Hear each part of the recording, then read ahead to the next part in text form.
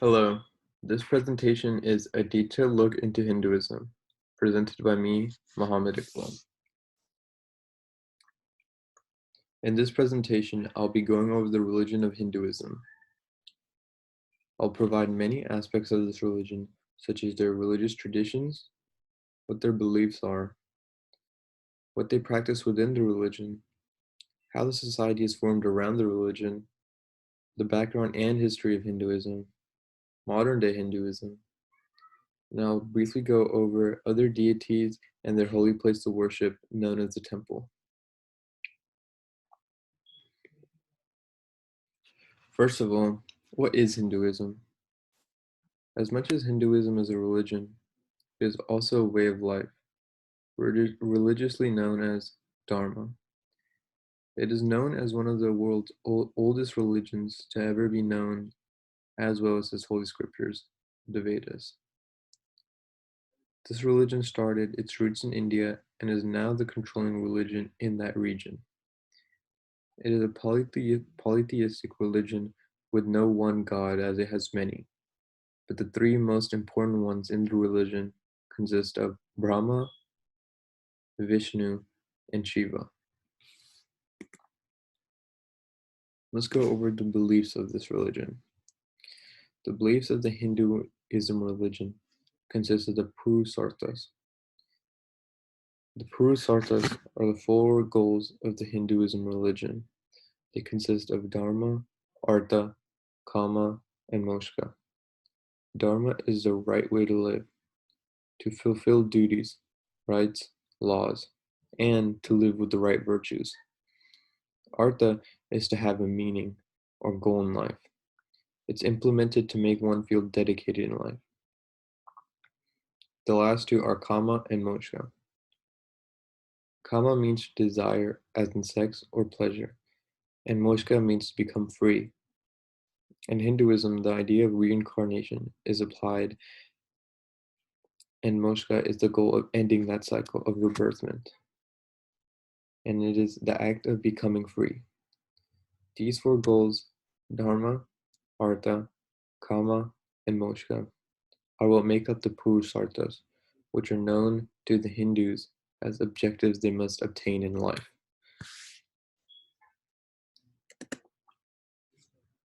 Now going over to Hinduism's belief in God, their belief in God is polytheistic, as I mentioned before. It includes three main gods of Brahma, Vishnu, and Shiva. They're also known as Trimurti. They each are believed to have different roles and do something different to the universe. Brahma is the one who created the universe. Vishnu preserves the universe, and Shiva is the one to destroy it in order for it to be recreated. These are the three main gods, but Hindu believe that everything that is divine must have a god.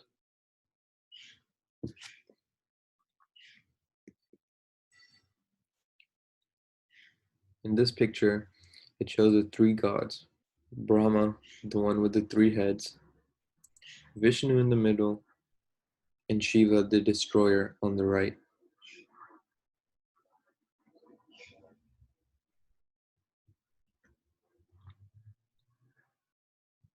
Although the three gods displayed earlier are the most well-known gods in the religion and in the outer world, this does not overlook the fact that there are many more gods, including the sons of the three main gods, Brahma, Vishnu, and Shiva. One of the other gods is Shiva's first son, Ganapati.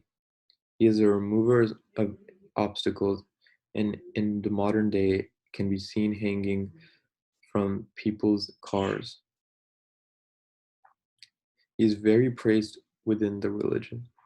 Vishnu, the destroyer, also has descendants, the biggest one being Rama and Krishna. Rama is a young prince in a Hindu epic who showed his devotion to Hinduism and displayed vast amounts of dharma. He is an icon for the Hindu people. Krishna is the playful prankster god.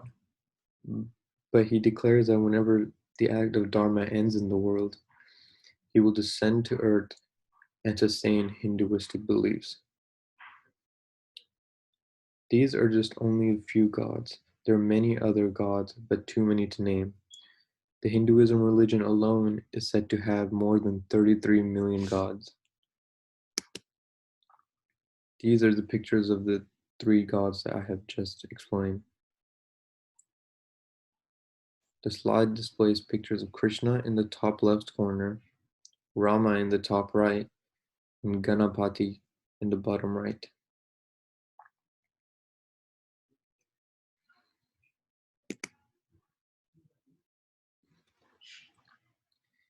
Hindus have many traditions and holidays in which they celebrate. The most popular one celebrated by them in other religions is Diwali, the festival of lights, which is the most commonly known in the world.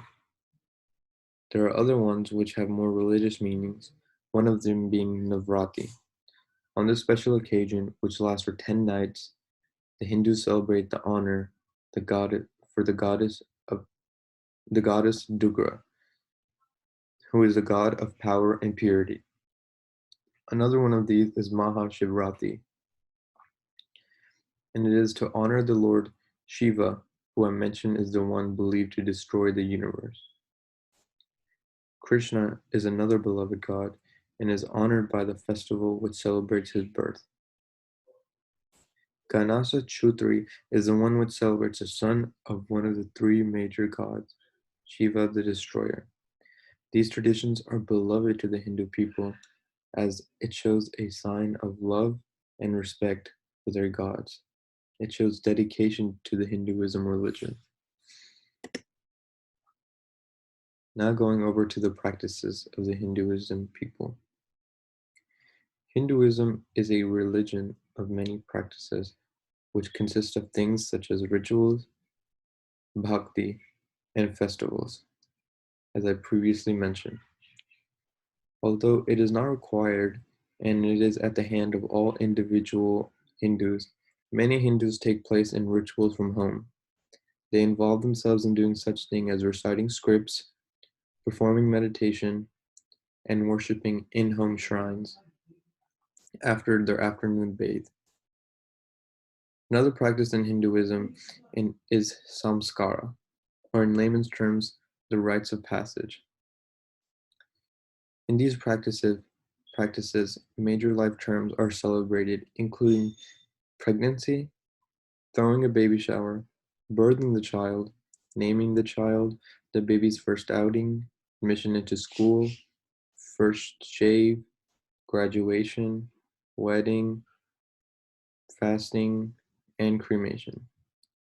These are only some of the many life stages celebrated in a child's life.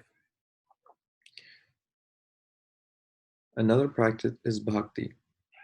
This is known as another path to moksha, which is to become free of rebirthment. It is a path referred to as devotion.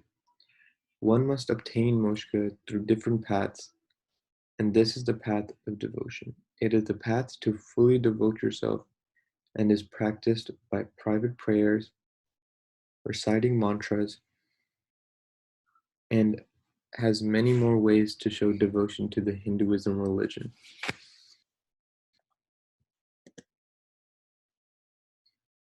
Going over to the society of the Hinduism people, they have a very strict and immobile society as they use a caste system. The specific caste system has 4 different castes. From poor to richer, the system goes as is. The untouchables, Shudras, Vaishyas, Kshatriyas, and Brahmins. The untouchables are not an official part of the caste system as they are the low of the low.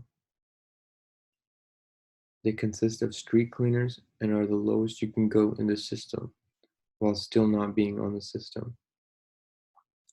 Next are the Sudras, who are the official lowest of the caste system. They are the servants and most commonly street people.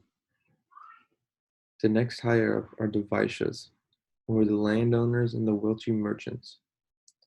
Above them is the Kshatriyas, who, who are the kings and the warriors. But they are not the top of the whole caste system, as the Brahmins reign over everyone. They are the priest and the academic. They are the top of the caste system because of the rarity of education and the power of high religious figures.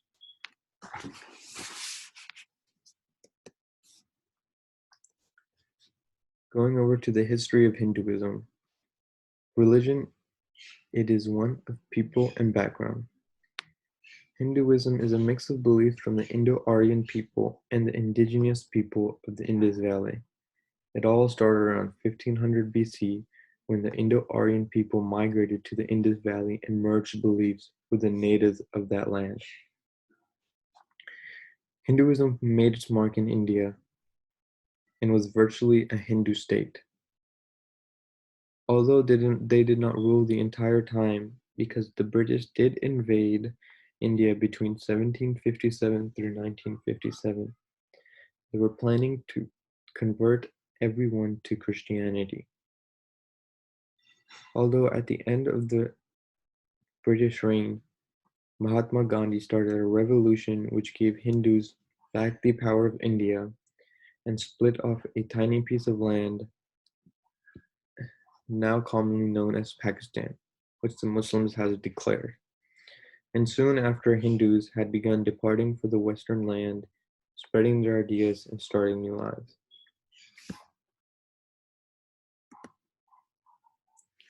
Modern day Hinduism has been evolving as every religion does, but it has still stuck to its primary roots and never gave up its traditions. Hinduism is now the third largest religion in the world, and 95% of Hindus live in India. Now going over to the holy scriptures of the Hinduism people, the Vedas, which translates to knowledge.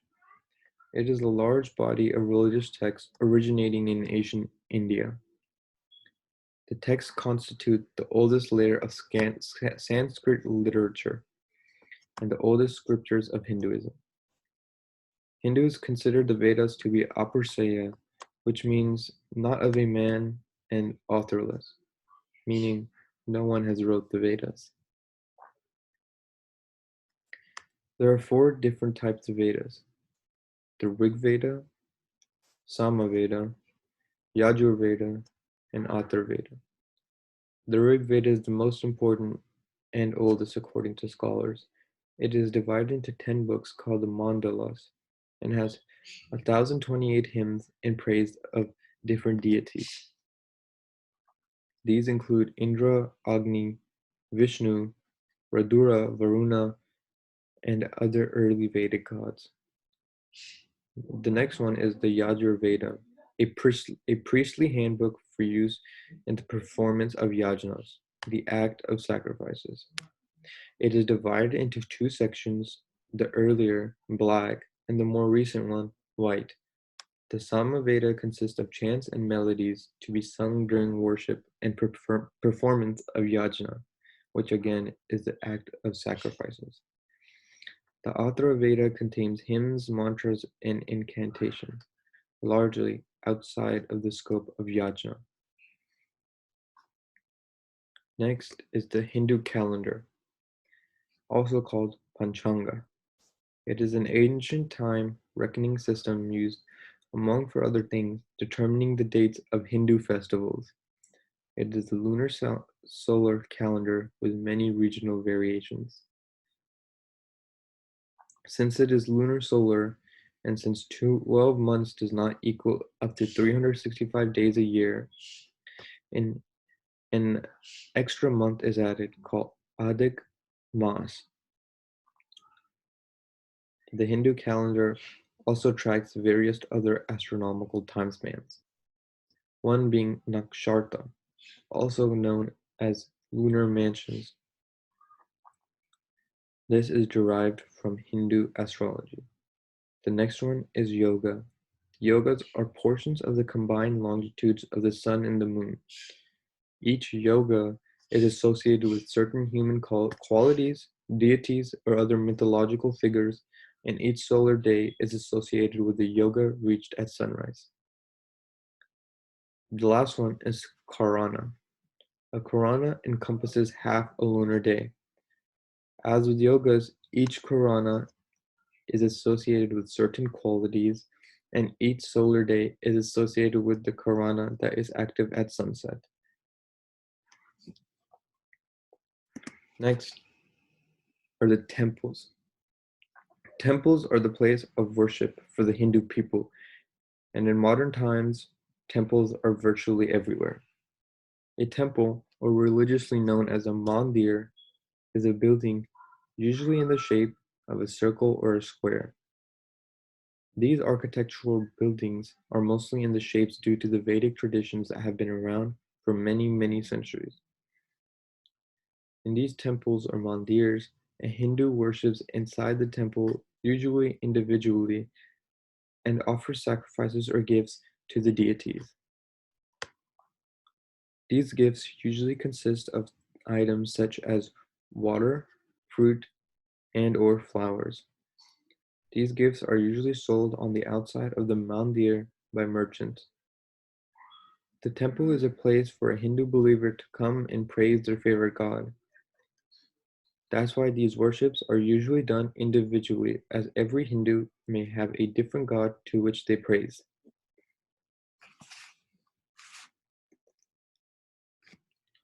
This picture displayed above, it shows some of the temples in which Hindus worship their gods. As you can see in the architecture that is displayed, it is an example of Vedic traditions as it is mostly built in circles or squares.